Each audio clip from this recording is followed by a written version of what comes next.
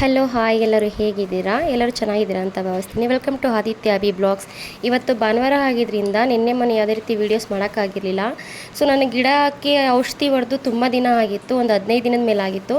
So ಅದಕ್ಕೆ ನಾನೇನು ಮಾಡ್ತೀನಿ ಅಂತಂದರೆ, ನಾನು ನರ್ಸರಿಯಿಂದ ಯಾವುದೇ ರೀತಿ ಔಷಧಿನ ತರೋದಿಲ್ಲ, ನಾನು ಮನೆಯಲ್ಲೇ ರೆಡಿ ಮಾಡ್ಕೊತೀನಿ. ಈರುಳ್ಳಿ ಬೆಳ್ಳುಳ್ಳಿ ಏನಿರುತ್ತೆ ಅದನ್ನೆಲ್ಲ, ಈರುಳ್ಳಿ ಬೆಳ್ಳುಳ್ಳಿ ಸಿಪ್ಪೆನ ಬಿಡಿಸಿಕೊಂಡಿರ್ತೀವಲ್ಲ, ಸೊ ಅದನ್ನು ಹೊರಗಡೆ ಬಿಸಾಕೋದಕ್ಕಿಂತ ಇದು ಬೆಟರು ನೋಡಿ. ನಾನು 2 ದಿನ ಫುಲ್ಲು ನೆನೆಸಿಕೊಂಡು ಅದಕ್ಕೆ ಒಂದೇ ಒಂದು ಚಿಟಿಕೆ ಹಿಂಗೆ ಹಾಕ್ಕೊಂಡು ಚೆನ್ನಾಗಿ ಕೊಳೆಯುತ್ತೆ. ಅದು ಕೊಳ್ತಿರೋ ಥರ ಒಂಥರ ಸ್ಮೆಲ್ ಬರುತ್ತೆ.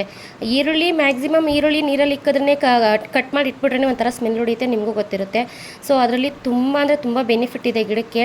ಹೂವು ಬರದೇ ಇದ್ದರೆ, ಇನ್ ಕೇಸ್ ನಿಮ್ಮ ಮನೆಯಲ್ಲಿ ಗಿಡದಲ್ಲಿ ಹೂವು ಬರ್ತಿಲ್ಲ ಅಂತಂದರೆ, ವೈಟ್ ಹುಳ ಬಿದ್ದಿತ್ತು ಅಂತಂದರೆ, ಅದಕ್ಕೆ ಇದು ಮನೆ ಮದ್ದು ನಿಜ ಸೀರಿಯಸ್ಲಿ ಒಂಥರ ಮೆಡಿಷನ್ಸ್ ಥರ ವರ್ಕ್ ಆಗುತ್ತೆ. ನೀವು ಎಷ್ಟೇ ಔಷಧಿ ತಂದು ಎಷ್ಟೇ ಮಾಡಿ ನೀವೇನೇ ಮಾಡಿದ್ರೂ ಅದರಿಂದ ಅದಕ್ಕೆ ವರ್ಕ್ ಆಗಿಲ್ಲ ಅಂತಂದರೆ ಈ ಥರ ಒಮ್ಮೆ ಟ್ರೈ ಮಾಡಿ. ನಾನು ಇದೆಲ್ಲ ಮಾಡ್ತಿರಲಿಲ್ಲ. ನಂದು ಗಿಡಗಳಲ್ಲಿ ತುಂಬ ಹುಳ ಬಿದ್ದು ನಾನು ಬಿಸಾಕಿ ಮತ್ತು ಬೇರೆ ಗಿಡನ ತಂದು ಹಾಕ್ತಾ ಇದೆ. ಸೊ ಇದನ್ನು ನನಗೆ ನಮ್ಮ ಅಕ್ಕ ಒಂದ್ಸಲ ಹೇಳ್ಕೊಟ್ರು, ಈ ಥರ ಮಾಡಿ ನೋಡು ಅಭಿ, ತುಂಬ ಚೆನ್ನಾಗಿ ಬರುತ್ತೆ ಅಂತ. ಸೊ ಓಕೆ ಆಯಿತು ಅಂತೇಳಿ ನಾನು ಒಂದು 20 ಡೇಸ್ 1 ಮಂತ್ ಹತ್ತತ್ರ ಆಗ್ತಾಯಿದೆ, ಅವಾಗಿಂದ ನಾನು ಯೂಸ್ ಮಾಡ್ತಾಯಿದ್ದೀನಿ. ನಮ್ಮನೆ ಗಿಡದಲ್ಲಿ ತುಂಬ ಅಂದರೆ ತುಂಬ ಇಂಪ್ರೂವ್ಮೆಂಟ್ ಇದೆ. ನಾನು ನಿಮಗೆ ಮಧ್ಯೆ ವೀಡಿಯೋದಲ್ಲಿ ನಾನು ಹಾಕಿದ್ದೀನಿ, ಗಿಡಕ್ಕೆ ಸ್ಪ್ರೇ ಮಾಡಿ ಹಾಕಿದ್ದೀನಿ, ಅದರಲ್ಲಿ ಬೇಕಾದ್ರೆ ನೀವು ನೋಡ್ಬೋದು. ತುಂಬ ಅಂದರೆ ತುಂಬ ಚೆನ್ನಾಗಿ ಬರುತ್ತೆ. ಅದನ್ನು ಚೆನ್ನಾಗಿ ಕಿವುಚ್ಕೊಂಡು ನೀಟಾಗಿ ಅದನ್ನು ಸೋರಿಸ್ಕೋಬೇಕಾಗತ್ತೆ.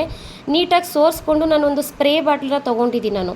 ಸೊ ಸ್ಪ್ರೇ ಬಾಟ್ಲಿಗೆ ಅದನ್ನು ಹಾಕ್ಕೊಂಡು ನಾವು ಗಿಡಗಳಿಗೆಲ್ಲಕ್ಕೂ ಸ್ಪ್ರೇ ಮಾಡಬೇಕಾಗತ್ತೆ. ಬಟ್ ಅಂದರೆ ಅದರಲ್ಲಿ ಚೆನ್ನಾಗಿ ಕಿವುಚಿದ ಮೇಲೆ ಅದನ್ನು ನೀಟಾಗಿ ಕಾಫಿ ಸೋಸೋದು, ಇಲ್ಲ ಅಂತಂದರೆ ಅದಕ್ಕೆ ಅಂತ ಒಂದು ಸೋಸೋದನ್ನು ತಂದಿಟ್ಕೊಂಬಿಡಿ. ನಾನು ಅದಕ್ಕೆ ಅಂತ ಒಂದು ಸೋಸೋದನ್ನು ಒಂದು ಎತ್ತಿಟ್ಕೊಂಡಿದ್ದೀನಿ ನಾನು.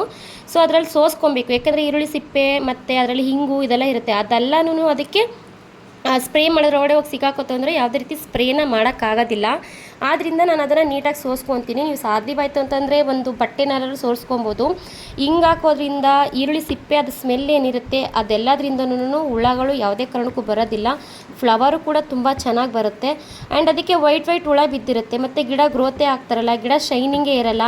ಸೊ ಈ ಥರ ಮಾಡಿ ನಾವು ಹೊಡೆಯೋದ್ರಿಂದ, ಮನೇಲೇ ಹೋಮ್ ರೆಮಿಡಿ ಮಾಡಿ ಹಾಕೋದ್ರಿಂದ ಗಿಡಗಳಿಗೆ ಗಿಡನೂ ಕೂಡ ತುಂಬ ಹೆಲ್ತಿಯಾಗಿ ಇಂಪ್ರೂವ್ಮೆಂಟ್ ಆಗುತ್ತೆ. ಗಿಡನೂ ಮನುಷ್ರಿಗೆ ಮಾತ್ರ ಆರೋಗ್ಯಕರದ್ದು ಬೇಕು ಅಂತ ಏನಿಲ್ಲ, ಗಿಡಗಳಿಗೂ ಕೂಡ ಬೇಕಾಗುತ್ತೆ.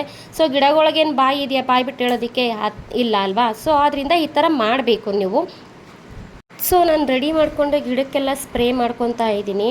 ನಾನು ಯಾವ ರೀತಿ ಮಾಡ್ತಾಯಿದ್ದೀನಿ ಅಂತ ನೀವೇ ನೋಡಿ. ಯಾಕೆಂದರೆ ಮುಂಚೆ ಇವಾಗ ಬಿಸಿಲಿರೋದ್ರಿಂದ ಗಿಡಗಳಲ್ಲಿ ಎಲೆ ಎಲ್ಲ ಉದುರುತ್ತೆ. ಅದು ಅಲ್ಲದೆ ತುಂಬ ಅಂದರೆ ತುಂಬ ಹುಳ ಆಗೋ ಚಾನ್ಸಸ್ಸು ಇರುತ್ತೆ. ಇವಾಗೆಲ್ಲ ಹೆಂಗೆ ಇದ್ರೂ ಇದು ಅದೇನೋ ಮಾವು ಚಿಗುರಲೇಬೇಕು, ಮಾವು ಚಿಗುರುತ್ತೆ ಎಲೆ ಉದುರುತ್ತೆ ಅನ್ನೋ ಗಾದೆನೇ ಇದೆ ಅಲ್ವಾ? ಸೊ ಎಲ್ಲ ಉದ್ರಿ ಚಿಗುರು ಅಂತ ಕಾಲ. ಈ ಟೈಮಲ್ಲಿ ನೀವು ಈ ಥರ ಮಾಡೋದ್ರಿಂದ ನೀಟಾಗಿ ಗ್ರೋತು ಕೂಡ ಆಗುತ್ತೆ. ನಮ್ಮನೆ ಮನಿ ಪ್ಲ್ಯಾಂಟ್ ಬಂದು ಸಿಕ್ಕಾಪಟ್ಟೆ ಒಂಥರ ಡಲ್ಲಿತ್ತು, ಶೈನಿಂಗ್ ಇರಲಿಲ್ಲ. ನಾನು ಅದನ್ನು ಮಾಡಿದಾಗಿಂದನೂ ಗಿಡಗಳು ತುಂಬ ಚೆನ್ನಾಗಿ ಬಂದಿದೆ. ಮತ್ತು ಇದು ಒಂದು ಮಲ್ಲಿಗೆ ಗಿಡದಲ್ಲೂ ಕೂಡ ಅಷ್ಟೇ, ಗಿಡ ಹೂವು ಎಲ್ಲ ಚೆನ್ನಾಗಿ ಬಂದಿದೆ. ನಾನು ಅದನ್ನು ತೋರ್ಸೋಕ್ಕಾಗಿಲ್ಲ, ನೆಕ್ಸ್ಟ್ ವೀಡಿಯೋದಲ್ಲಿ ನಾನು ತೋರಿಸ್ತೀನಿ. ನಾನು ಎಲ್ಲ ಗಿಡಕ್ಕೂ ನಾನು ನೀಟಾಗಿ ಸ್ಪ್ರೇ ಮಾಡ್ಕೊತಾನೆ ಇದ್ದೀನಿ. ಇದಕ್ಕೆ ನೀವು ಬೇಕು ಅಂತಂದರೆ ಅರಿಶಿನನೂ ಆ್ಯಡ್ ಮಾಡ್ಕೊಬೋದು. ನಮ್ಮ ಮನೇಲಿ ಟೈಲ್ಸ್ ಎಲ್ಲ ಗಲೀಜಾಗುತ್ತೆ ಮತ್ತು ಓನರ್ ಬೈತಾರೆ ಅಂತ ನಾನು ಅರಿಶಿನ ಹಾಕ್ಕೊಳ್ಳಿಲ್ಲ, ಟೈಲ್ಸ್ಗೆಲ್ಲ ಸಿಡಿಯುತ್ತೆ ಅದು ಅಂತ ಹೇಳಿ. ಸೊ ನಾನು ಬರೀ ಈರುಳ್ಳಿ ಬೆಳ್ಳುಳ್ಳಿದು ಏನು ಇದು ಚೆನ್ನಾಗಿ ಕೊಳೆಸಿ ಇಟ್ಕೊಂಡಿದೆ, ಅದಕ್ಕೆ ಸ್ವಲ್ಪ ಹಿಂಗೆ ಹಾಕಿ ನೀಟಾಗಿ ಚೆನ್ನಾಗಿ ಕಿವುಚಿ ಅದನ್ನು ಸ್ಪ್ರೇ ಮಾಡ್ಕೊತಾ ಇರೋವಂಥದ್ದು. ನಾನು ನಮ್ಮನೆ ಬ್ರಹ್ಮಕಮಲ ಇದರಲ್ಲೆಲ್ಲದರಲ್ಲೂ ತುಂಬ ಹುಳಗಳಾಗ್ಬಿಟ್ಟಿದೆ, ವೈಟ್ ಹುಳಗಳಾಗ್ಬಿಟ್ಟಿದ್ದೋ. ಆದ್ದರಿಂದ ಎಲ್ಲದಕ್ಕೂ ನೀಟಾಗಿ ನಾನು ಸ್ಪ್ರೇ ಮಾಡ್ಕೊಂಡಿದ್ದೀನಿ. ನಾನು ನೀಟಾಗಿ ಸ್ಪ್ರೇ ಮಾಡ್ಕೊತಾ ಇದ್ದೀನಿ ನಾನು. ಯಾಕೆಂದರೆ ಅದು ಗಿಡ ತುಂಬ ಹೈಟ್ ಇರೋದ್ರಿಂದ ಬ್ರಹ್ಮಕಮಲ ಮೇಲ್ಗಡೆಯಿಂದ 2-3 ಎಲೆಗೆ ಇದಾಗ್ಬಿಟ್ಟಿದೆ, ಅದು ಸಿಕ್ಕಾಪಟ್ಟೆ ಹುಳದ ಥರ ಆಗಿಬಿಟ್ಟಿತ್ತು. ಸೊ ಅದಕ್ಕೂ ಹೊಡ್ಕೊತಾ ಇದೆ. ಮಿನಿಮಮ್ ವಾರದಲ್ಲಿ 2 ಸಲ ಮಾಡಿದ್ರೆ ಸಾಕು. ಈ ಥರ ತುಂಬ ಚೆನ್ನಾಗಿ ಅಂದರೆ ತುಂಬ ನೀಟಾಗಿ ಬರುತ್ತೆ. ನನಗಂತೂ ಇದು ತುಳಸಿ ಗಿಡ ಫುಲ್ಲು ಒಣಗೋಗುತ್ತೆ ಅಂತ ಅಂದ್ಕೊಂಡಿದೆ. ತುಳಸಿ ಗಿಡ ಬಂದಿರೋದು ನನಗೆ ತುಂಬ ಅಂದರೆ ತುಂಬ ಖುಷಿ ಆಯ್ತಿತ್ತು. ತುಳಸಿ ಗಿಡ ನೋಡಿ ನಂಗೆ ನಮ್ಮ ಅತ್ತೆ ಕಾಲ್ ಮಾಡಿದರು, ಮಾತಾಡ್ತಾ ಇದೆ ಅವ್ರ ಜೊತೆಯಲ್ಲಿ. ಅವರು ಗಿಡಕ್ಕೆ ಹಿಂಗೆ ಸ್ಪ್ರೇ ಮಾಡ್ತಾಯಿದ್ದೀನಿ ಅಂತ ಹೇಳ್ತಾ ಇದೆ. ಅವರು ಎಂತ ಅಂತೆಲ್ಲ ಹೇಳ್ತಾ ಇದೆ. ಆವಾಗ ನಗ್ತಾಯಿದೆ, ತುಳಸಿ ಗಿಡ ತುಂಬ ಚೆನ್ನಾಗಿ ಬಂದೈತೆ ಅಂತ.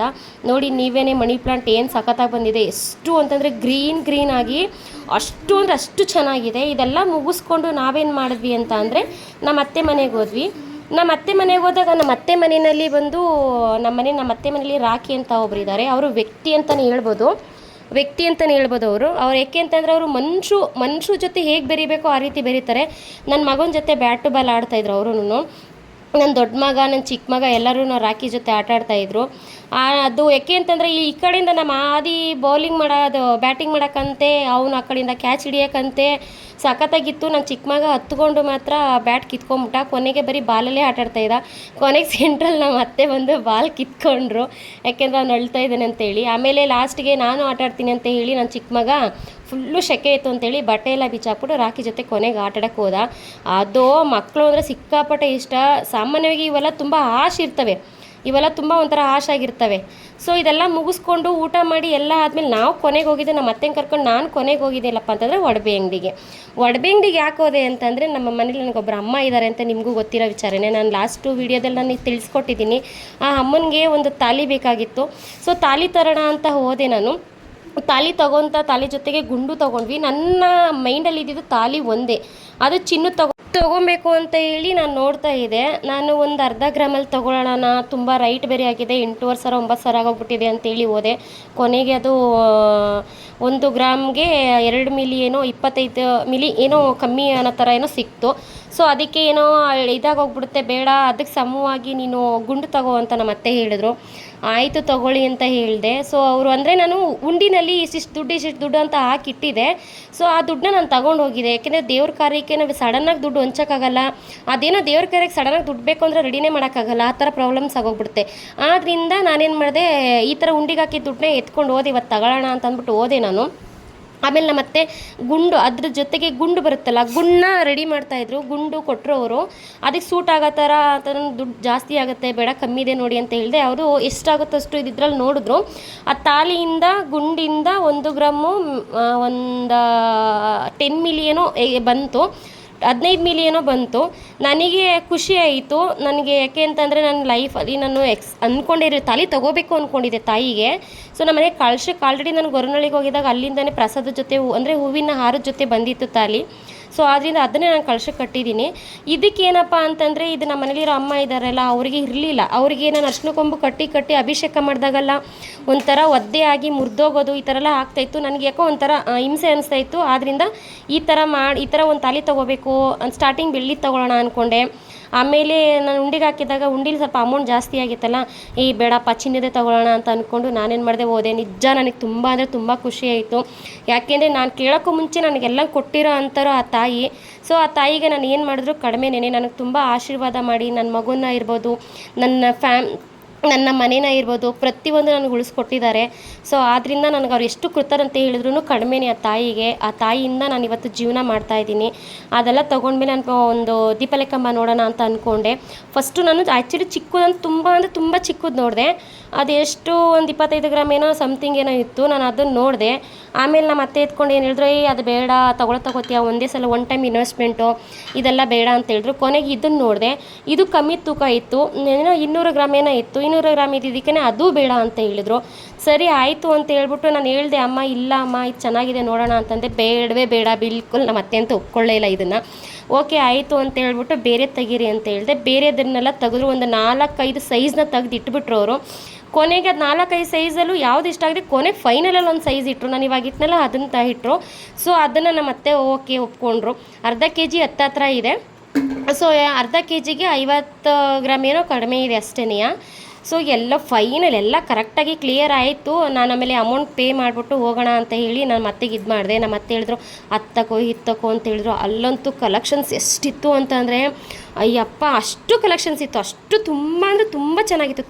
ತುಂಬ ವೆರೈಟಿ ಕಲೆಕ್ಷನ್ಸ್ಗಳಿದ್ದು. ಕೊನೆಗೆ ಅದನ್ನು ಮನೆಗೆ ತೊಗೊಂಡು ಬಂದು ಅದಕ್ಕೆ ಅರಿಶಿನ ದಾರ ಹಾಕಿ ತಾಲಿಗೆ ಎಲ್ಲ ರೀತಿ ರೆಡಿ ಮಾಡಿದೆ.